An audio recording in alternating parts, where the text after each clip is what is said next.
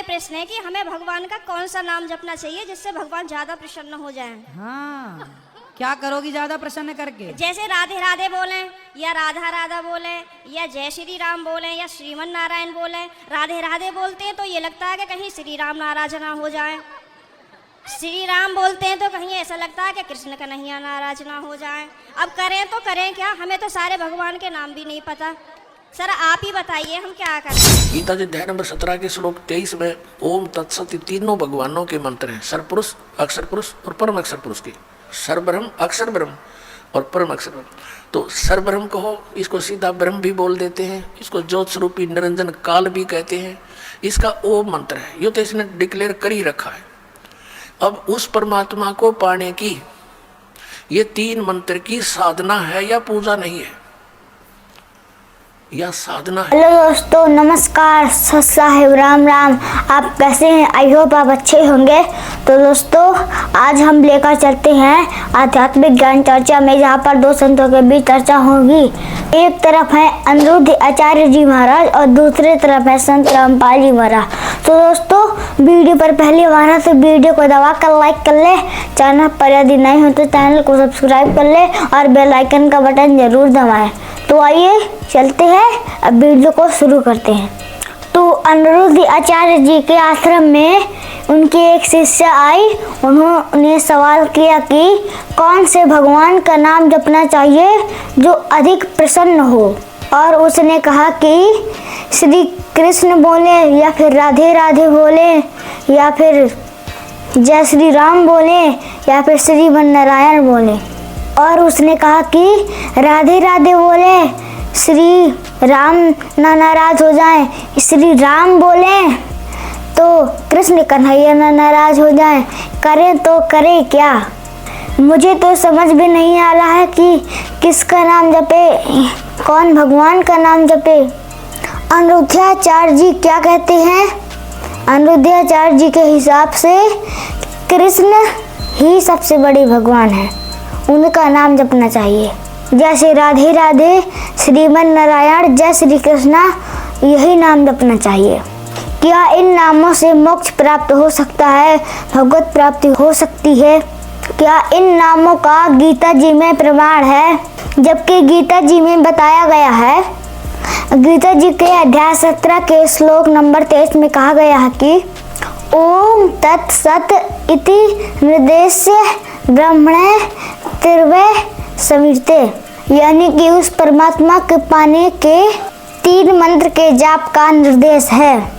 ओम तत्सत, यही वो 3 मंत्र है जिससे परमात्मा प्राप्ति हो सकती है।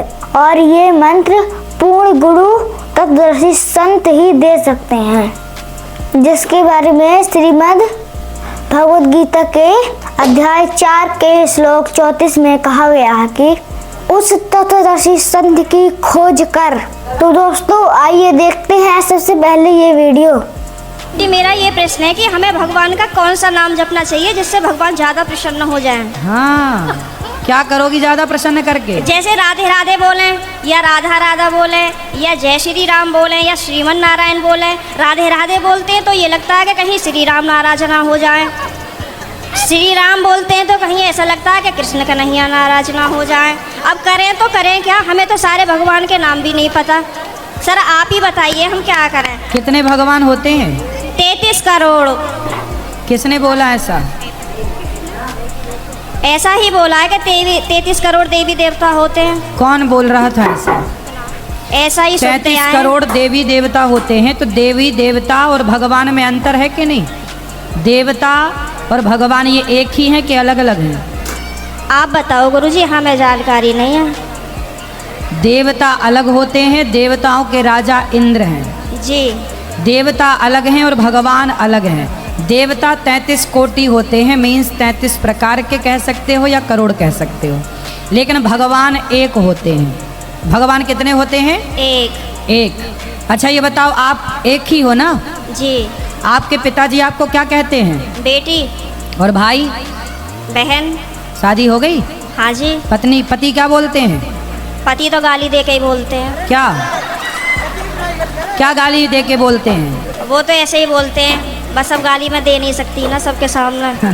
तो गाली के आगे क्या बोलते हैं आपको? प्रिय बोलते हैं, पत्नी बोलते हैं, क्या बोलते हैं? कुछ नहीं सर, डायरेक्ट। ठीक है, तो आप शिकायत बहुत करती हो ना, इसलिए गाली देते हैं। अच्छा ये बताओ, आपका बेटा है? मेरे 2 बेटे हैं। क्या बोलते हैं वो आपको? मम्मी। माँ बोलते हैं ना? हाँ जी। अब आप एक हो ना, लेकिन जी। आपके पिता आपको बेटी बोलते हैं, भाई बहन बोलता है, पति पत्नी कहता है और बेटा माँ कहता है। आप एक ही हो ना? हाँ जी। लेकिन 4 रूप हो गए कि नहीं आपके? हाँ जी। पिता के लिए आप बेटी हो गई, भाई के लिए बहन हो गई, पति के लिए पत्नी हो गई और बेटे के लिए माँ हो गई, लेकिन आप एक हैं। लेकिन देखने वाले 4 हैं, इसलिए आपके रूप और नाम 4 हो गए। उसी तरह ईश्वर एक है, एको ब्रह्म द्वितीयो नास्ति, पर उस एक भगवान को देखने वाले भक्त अनेक हैं। तो कोई उन्हें राम कह के बुलाता है, कोई कृष्ण कह के बुलाता है, कोई शिव कहता है, कोई नारायण धन्यवाद कहता है। गुरुजी, धन्यवाद। तो ईश्वर एक है, चाहे राम कहो, कृष्ण कहो, नारायण कहो, एक ही तत्व है। अनेक नाम हैं उनके, अनेक रूप रूपाय विष्णवे प्रभु विष्णवे। आपके कितने नाम हैं? एक। कौन सा? मेरा नाम है शालिनी शर्मा। तो आपके पिताजी क्या कहते, किस नाम से बुलाते हैं? शालू। शालू। 2 नाम हो गए ना, शालिनी और शालू। हाँ और जी। माँ क्या कहती है? माँ तो शालू ही कहते हैं, घर पे डॉक्यूमेंट्स वगैरह में शालिनी शर्मा चलता है। और स्कूल में? शालिनी।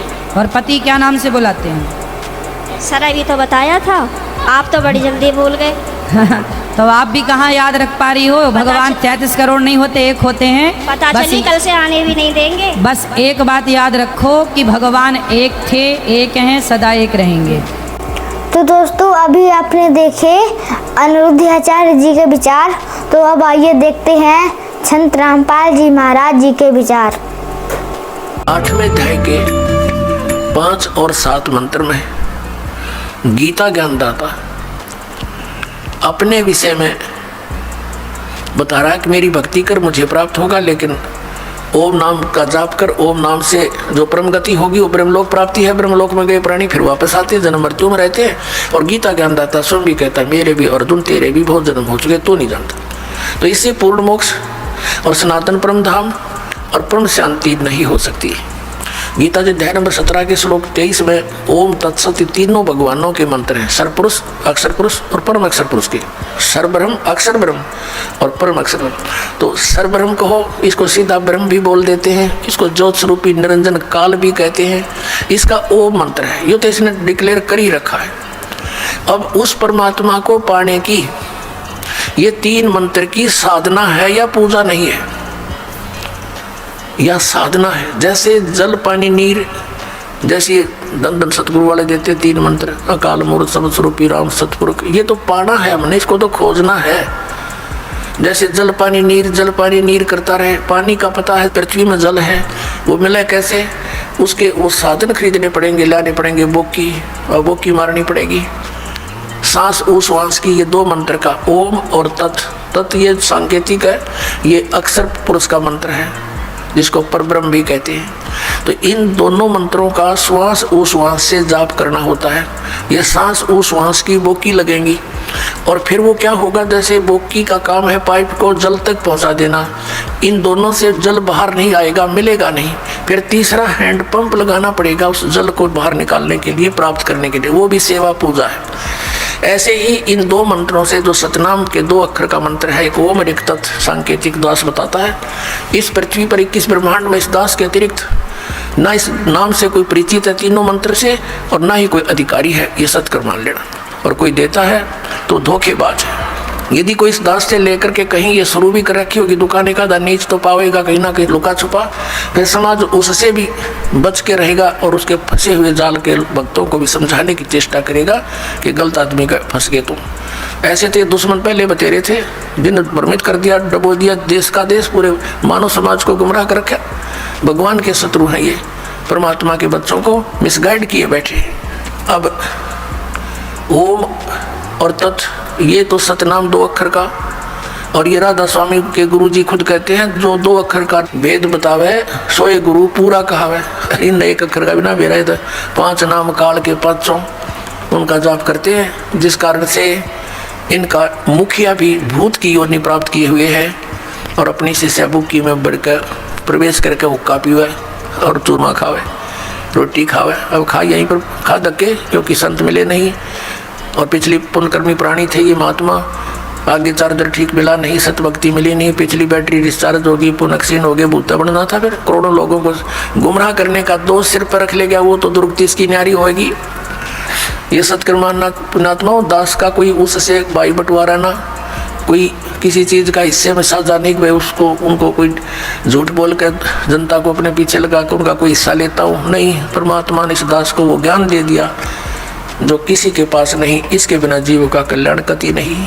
परमात्मा के बच्चे अपना जीवन नाश कर रहे हैं। मुझे बहुत रोना आता कई बार बैठ करके, कौन सी साइड से समझाऊं भगवान। आप पर दया करिए अपने बच्चों को। आपने ये शुरुआत की है तो इसको पार भी लगाना परमात्मा, हम जीवों के बस का नहीं है इतने बड़े मिशन को सफल करना, आप ही दया करियो। तो पुण्यात्मा जो प्रसंग चल रहा है कि जैसे हैंडपंप लगाया, बोकी पहुंच गई, पाइप भी नीचे चली गई, बोकी का काम हो गया पूरा।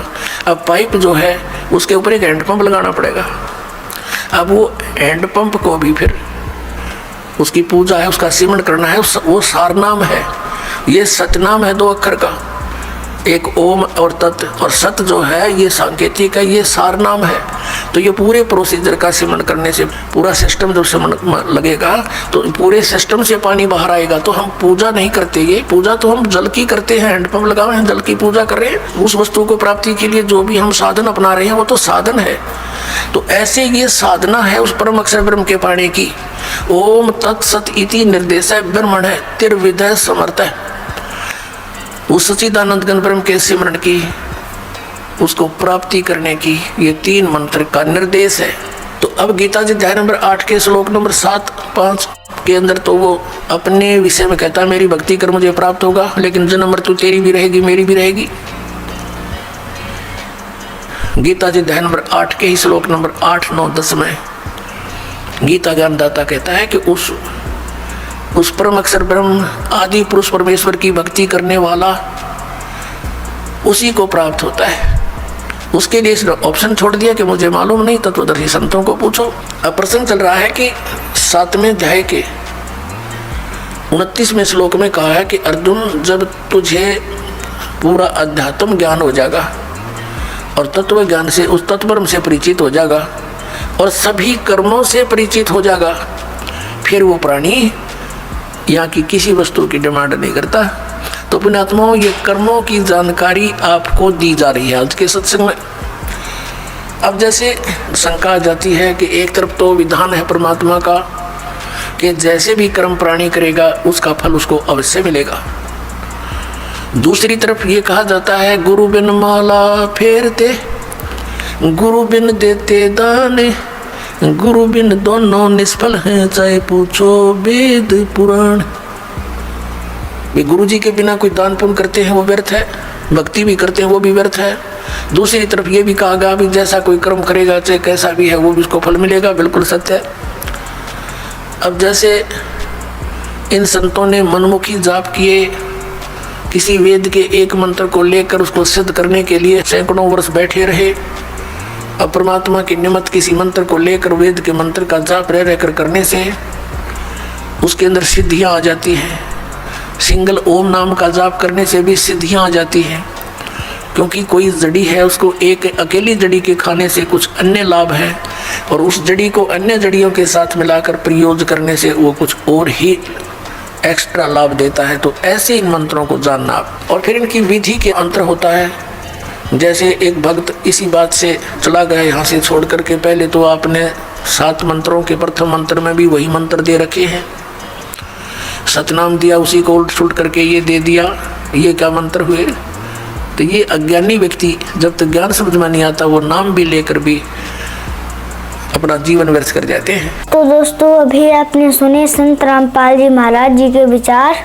तो दोस्तों शास्त्र अनुकूल भक्ति करें और संत रामपाल जी महाराज जी के ज्ञान को समझे, जिससे देवता नाराज नहीं होंगे। उनके द्वारा बताए गए भक्ति विधि से कोई भी देवता नाराज नहीं होएगा और सभी भगवान प्रसन्न होंगे और आपका मोक्ष भी हो जाएगा। अनिरुद्धाचार्य जैसे कोई भी नकली धर्म गुरुओं के पास जाने से कोई लाभ नहीं मिलेगा, क्योंकि यह शास्त्र विरुद्ध साधना करते हैं और करवाते हैं। संत रामपाल जी महाराज जी के ज्ञान को समझे और सद्भक्ति करके अपना मोक्ष प्राप्त करे। तो दोस्तों, कैसी लगी वीडियो आप कमेंट बॉक्स में जरूर देना और ज़्यादा से ज़्यादा शेयर करना। तो आज के वीडियो में इतना ही, मिलते हैं किसी नेक्स्ट वीडियो में, तब तक के लिए जय हिंद, जय भारत।